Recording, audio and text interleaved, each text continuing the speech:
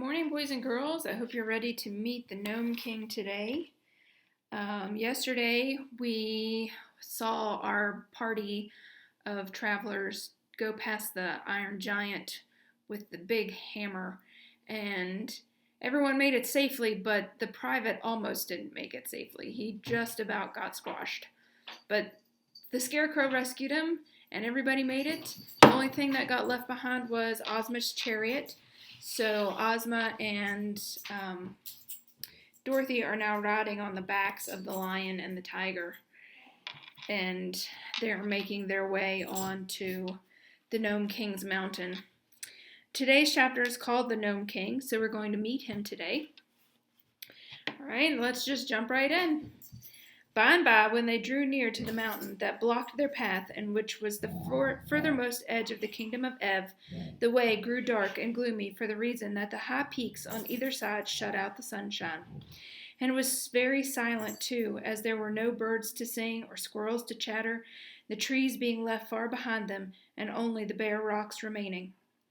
Ozma and Dorothy were a little awed by the silence, and all the others were quiet and grave except the Sawhorse, which, as it trotted along with the Scarecrow upon its back, hummed a strange song, of which this was the chorus. Would a wooden horse in a woodland go? Aye, aye, I sigh, he would, although he had not had a wooden head, he'd mount the mountain top instead. But no one paid any attention to this, because they were now close to the Nome King's domains, and his splendid underground palace could not be very far away. Suddenly they heard a shout of jeering laughter and stopped short. They would have to stop in a minute anyway, for the huge mountain barred their further progress, and the path ran close up to a wall of rock and ended. "Who was that laughing?" asked Ozma. There was no reply, but in the gloom they could see strange forms flit across the face of the rock. Whatever the creations might be, they seemed the very rock itself, for they were the color of rocks, and their shapes were rough and rugged as if they'd been broken away from the side of the mountain. They kept close to the steep cliff facing our friends, and glided up and down and this way and that, with a lack of regularity that was quite confusing. And they seemed not to need places to rest their feet, but clung to the surface of the rock as a fly does to a window pane, and were never still for a moment. "Do not mind them," said Tik-Tok as Dorothy shrank back. "They are only gnomes." "What are gnomes?" asked the girl, half frightened. "They are rock fairies, and they serve the Nome King," replied the machine. "But they will do us no harm. You must call for the king, because without him you can never find the entrance to the palace." "You call," said Dorothy to Ozma. Just then the gnomes laughed again, and the sound was so weird and disheartening that the 26 soldiers commanded the private to right about face, and they all started to run as fast as they could. The Tin Woodman at once pursued his army and cried, "Halt!" And when they had stopped their flight, he asked them, "Where are you going?" "I find I have forgotten the brush for my whiskers," said the general, trembling with fear. "So we're going back for it." "That is impossible," said the Tin Woodman, "for the giant with the hammer would kill you if you tried to pass him." "Oh, I forgot about the giant," said the general, turning pale. "You seem to forget a good many things," remarked the Tin Woodman. "I hope you won't forget that you are brave men." "Never!" cried the general, slapping his embroidered chest. "Never!" cried all the other officers, indignantly slapping their chests. "For my part," said the private meekly, "I must obey my officers. So when I am told to run, I run, and when I am told to fight, I fight." "That is right," said the Tin Woodman. "And now you must all come back to Ozma and obey her orders. And if you try to run away again, I will have her reduce all 26 officers to private, and make the private your general." This was so terrible a threat that frightened them that they once returned to where Ozma was standing beside the Cowardly Lion. Then Ozma cried out in a loud voice, "I demand that the Nome King appear to us." There was no reply, except the shifting gnomes upon the mountain laughed in derision. "You must not command the Nome King," said Tik-Tok, "for you do not rule him as you do your own people." So Ozma called again, saying, "I request the Nome King to appear to us." Only the mocking laughter replied to her, and the shadowy gnomes continued to flit here and there upon the rocky cliff. Then entreaty, said Tik-Tok to Ozma. If he will not come at your request, then the Nome King may listen to your pleading. Ozma looked around her proudly. Do you wish your ruler to plead with this wicked Nome King? She asked. Shall Ozma of Oz humble herself to a creature who lives in an underground kingdom? No, they all shouted with big voices, and the Scarecrow added, If he will not come, we will dig him out of his hole, like a fox, and conquer his stubbornness. But our sweet little ruler must maintain always her dignity, just as I maintain mine. I'm not afraid to plead with him, said Dorothy. I am only a little girl from Kansas, and we've got more dignity at home than we know what to do with. I'll call the Nome King. Do, said the hungry tiger, and if he makes hash of you, I will willingly eat you for breakfast tomorrow morning. So Dorothy stepped forward and said, Please, Mr. Nome King, come here and see us. The gnomes started to laugh again, but a low growl came from the mountain, and in a flash they had all vanished from sight and were silent. Then a door in the rock opened, and a voice cried, Enter! Isn't it a trick? Asked the Tin Woodman. Never mind, replied Ozma. We came here to rescue the poor Queen of Ev and her 10 children, and we must run some risks to do so. The Nome King is honest and good-natured, said Tik-Tok. You can trust him to do what is right. So Ozma led the way, hand in hand with Dorothy, and they passed through the arched doorway of rock and entered a long passage which was lighted by jewels set in the walls and having lamps behind them. There was no one to escort them or to show them the way, but all the party pressed through the passage until they came to a round, domed cavern that was grandly furnished. In the center of this room was a throne carved out of a solid boulder of rock, rude and rugged in shape, but glittering with great rubies and diamonds and emeralds on every part of its surface. And upon the throne sat the Nome King. This important monarch of the underground world was a fat little man clothed in gray-brown garments that were the exact color of the rock throne on which he sat. His bushy hair and flowing beard were also colored like the rocks, and so was his face. He wore no crown of any sort, and his only ornament was a broad, jewel-studded belt that encircled his fat little body. As for his features, they seemed kindly and good-humored, and his eyes were turned merrily upon his visitors as Ozma and Dorothy stood before him, with their fellows arranged in close order behind them. Why, he looks just like Santa Claus, only he isn't the same color, whispered Dorothy to her friend. But the Nome King heard the speech, and it made him laugh out loud. He had a red face and a round little belly that shook when he laughed like a bowl full of jelly, quoted the monarch in a pleasant voice, and when they could all see that he really did shake like jelly when he laughed. Both Ozma and Dorothy were much relieved to find the Nome King so jolly, and a minute later he waved his right hand and the girls each found a cushioned stool by her side. Sit down, my dears, said the king, and tell me why have you come all this way to see me, and what can I do to make you happy? While they seated themselves, the Nome King picked up a pipe and took a glowing red coal out of his pocket and placed it into the bowl of the pipe and began to puff out clouds of smoke that curled in rings around his head. Dorothy thought this made the monarch look even more like Santa Claus, but Ozma now began speaking, and everyone listened intently to her words. Your Majesty, she said, I am the ruler of the land of Oz, and I have come here to ask you to release the good Queen of Ev and her 10 children, whom you have enchanted and hold as your prisoners. Oh, no, you are mistaken about that, replied the king. They are not my prisoners, but my slaves, whom I purchased from the King of Ev. But that was wrong, said Ozma. According to the laws of Ev, the king can do no wrong, answered the monarch, eyeing a ring of smoke that he had just blown from his mouth, so that he had the perfect right to sell his family to me in exchange for a long life. You cheated him, though, declared Dorothy, for the King of Ev did not have a long life. He jumped into the sea and was drowned. That was not my fault, said the king, crossing his legs and smiling contentedly. I gave him long life, all right, but he destroyed it. Then how could it be a long life? Asked Dorothy. Easily enough, was the reply. Now, suppose, my dear, I gave you a pretty doll in exchange for a lock of your hair, and that After you had received the doll, you smashed it into pieces and destroyed it. Could you say that I had not given you a pretty doll?" "No," answered Dorothy. "And could you, in fairness, ask me to return to you the lock of hair just because you had smashed the doll?" "No," said Dorothy again. "Of course not," the king returned. "Nor will I give up the queen and her children because the king of Ev destroyed his long life by jumping into the sea.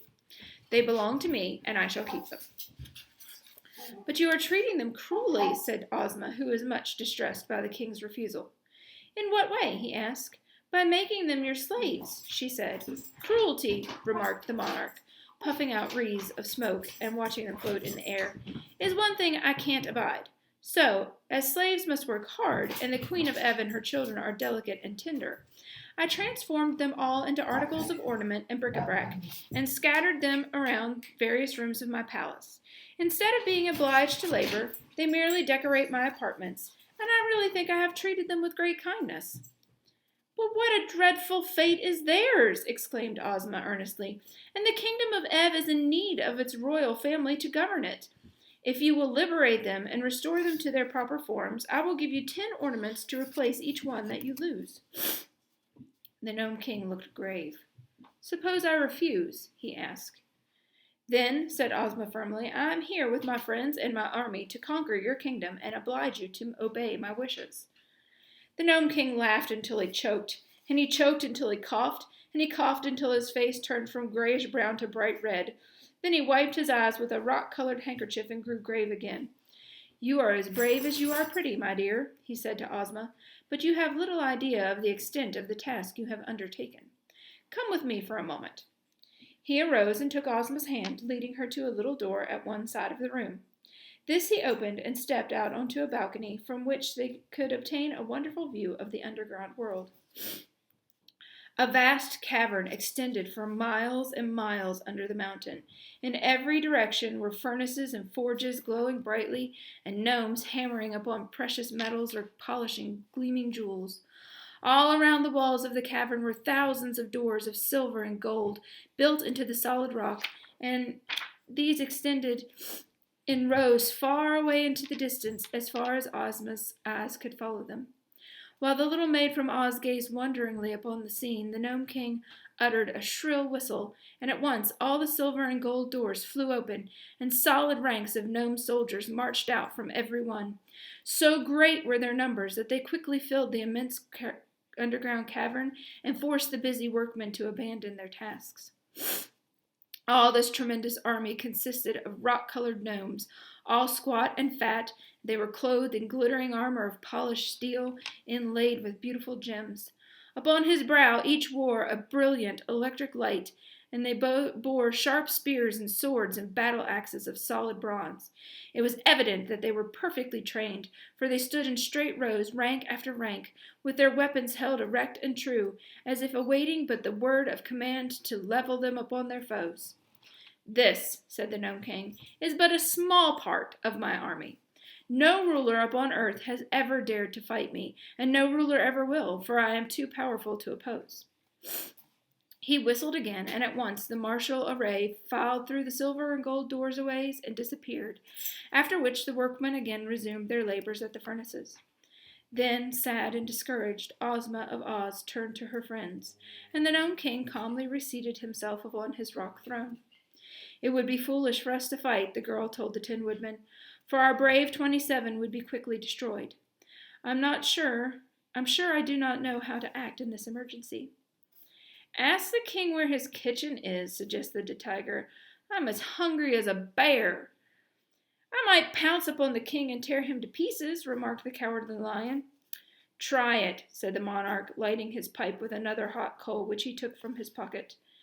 The lion crouched low and tried to spring upon the Nome King, but he hopped only a little way into the air and came down again in the same place, not being able to approach the throne by even an inch. "It seems to me," the Scarecrow said thoughtfully, "that our best plan is to wheedle His Majesty into giving up his slaves, since he is too great a magician to oppose." "This is the most sensible thing any of you have suggested," declared the Nome King. "It's a folly to threaten me, and I am so kind-hearted that I cannot stand coaxing or wheedling. If you really wish to accomplish anything by your journey, my dear Ozma, you must coax me." Very well, Ozma said more cheerfully. Let us be friends and talk this over in a friendly manner. To be sure, agreed the king, his eyes twinkling merrily. I'm very anxious, she continued, to liberate the Queen of Ev and her children who are now ornaments and bric-a-brac in your Majesty's palace, and to restore them to their people. Tell me, sir, how may this be accomplished? The king remained thoughtful for a moment, after which he said, Are you willing to take a few chances and risk yourself in order to set free the people of Ev? Yes, indeed, answered Ozma eagerly. Then, said the Nome King, I will make you this offer. You shall go alone and unattended into my palace and examine carefully all the rooms contain. Then you shall have permission to touch 11 different objects, pronouncing at the same time the word Ev. And if any one of them, or more than one, proves to be the transformation of the Queen of Ev or any of her 10 children, then they will instantly be restored to their true forms and may leave my palace and my kingdom in your company, without any objection whatsoever. It is possible for you in this way to free the entire 11, but if you do not guess all the objects correctly, and some of the slaves remain transformed, then each one of your friends and followers may, in turn, enter the palace and have the same privileges I grant you. Oh, thank you for this kind offer, said Ozma eagerly. But I make one condition, added the Nome King, his eyes twinkling. What is it? She inquired. If none of the 11 objects you touch proves to be the transformation of any of the royal family of Ev, then, instead of freeing them, you yourself will become enchanted and transformed into an article of bric-a-brac or an ornament.